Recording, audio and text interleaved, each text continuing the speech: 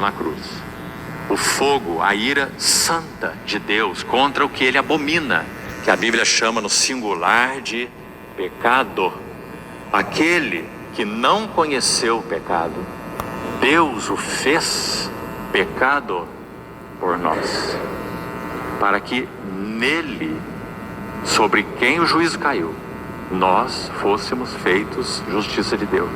Então nele, na pessoa do nosso Senhor, o Filho Cordeiro, o juízo foi executado, e por isso então a misericórdia triunfou no que concerne a nós sobre o juízo, porque a justiça foi executada por ele e o juízo de Deus caiu sobre ele. Pela sua justiça, o Cordeiro Santo satisfez a justiça de Deus, a santidade de Deus e a glória de Deus. Esse é o sentido mais profundo da cruz do Calvário. A justiça, santidade e glória de Deus satisfeitas na pessoa do Redentor Santo. Então, esse foi o segundo tema. Depois nós avançamos para, ainda em 2 Crônicas capítulo 7, quando vimos que a glória de Deus enche a casa de Deus, porque ela então foi feita segundo os padrões de Deus, em cada detalhe. Então, o lugar da casa de Deus, louvado seja o Senhor, é o lugar onde a glória de Deus assiste. E vimos que glória significa Deus satisfeito. Se Deus estiver satisfeito em um vaso, seja ele individual ou seja ele coletivo, então ali há glória, porque glória é satisfação de Deus. Então a glória enche aquele templo que Salomão edificou.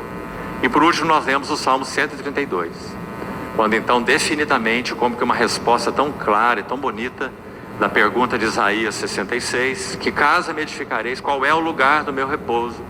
Então o Salmo 132 responde: este é o lugar do meu repouso. E este lugar ali é Sião, o lugar do governo de Deus, o lugar do palácio de Davi.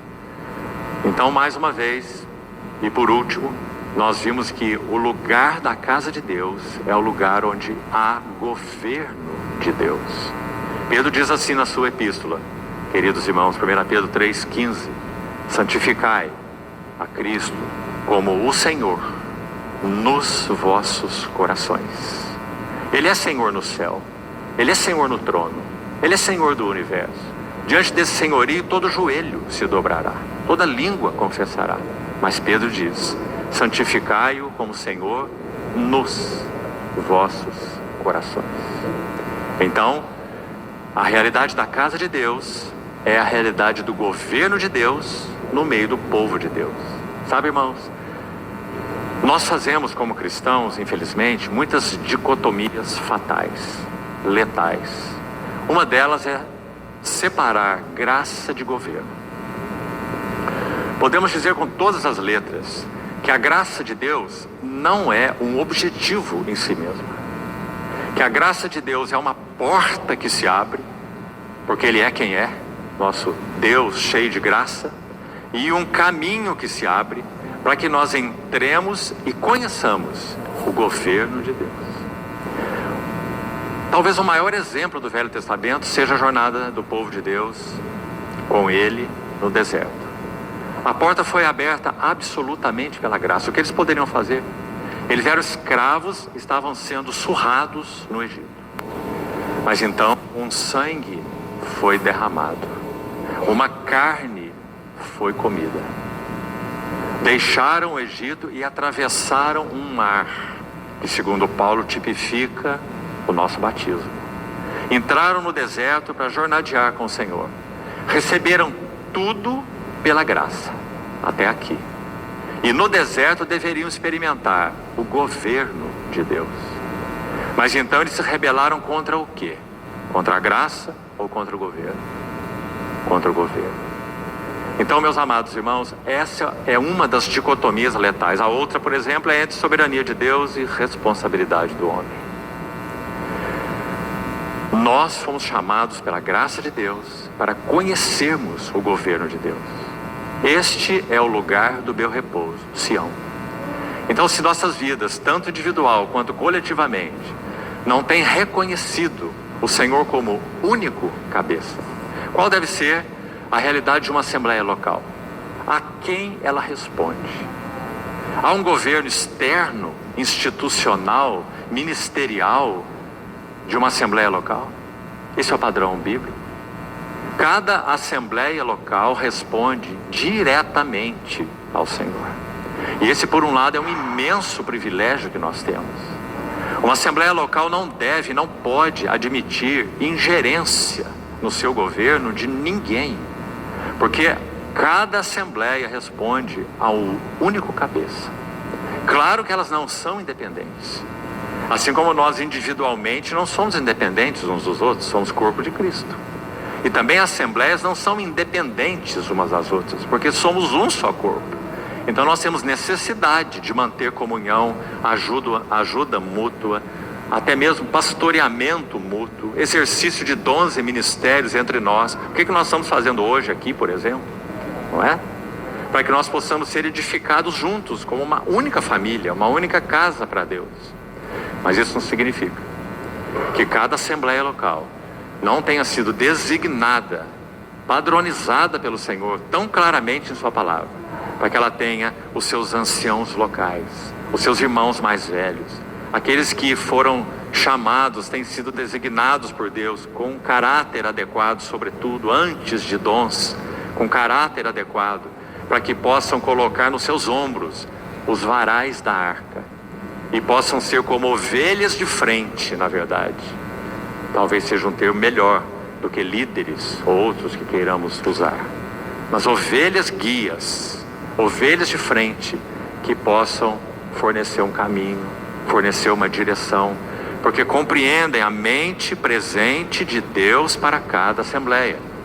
Por isso o governo de Deus não é um governo institucional, não é um governo extralocal, porque a mente de Deus deve ser compreendida por cada assembleia local, porque cada assembleia local tem características distintas, vive horas distintas, está em tempos distintos na sua jornada com o Senhor. Éfeso não é Laodiceia, Filadélfia não é Esmirna, Tiatira não é Sardes.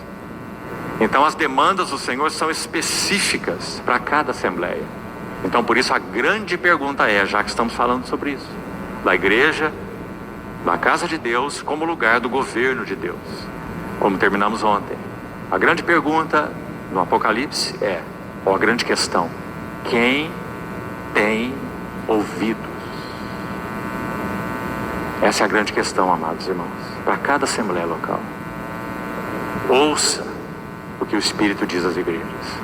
Não é assunto para nós agora, mas já que foi aí que começamos de novo, tocando nessa nota governo, como o lugar da casa de Deus e o lugar que Deus busca para o seu descanso, é um lugar onde seu governo é real, então pense sobre isso. Quem são os vencedores mencionados nas 7 cartas no Apocalipse? Como você os chamaria? Quem são eles? Você pode ter seus conceitos específicos, mas de acordo com o que está escrito nas 7 cartas, só há uma resposta. Os vencedores em cada uma daquelas assembleias são aqueles dentro dessas assembleias que têm tido capacidade para ouvir o que o Espírito diz às igrejas. Esses são os vencedores. Então não é uma questão posicional. Isso nos chama muita atenção. Muita atenção. Não é uma questão de governos instituídos. É questão se tem havido capacidade de ouvir as demandas do Senhor para cada assembleia. Porque, meus irmãos, em dias tão desafiadores que nós vivemos, o nosso principal problema como Assembleias do Senhor é endurecimento dos nossos ouvidos. Como nosso querido irmão nos lembrou do texto de Hebreus 4:2 nessa manhã. A palavra que ouviram não lhes aproveitou, porque não foi agarrada, misturada com fé naqueles que a ouviram.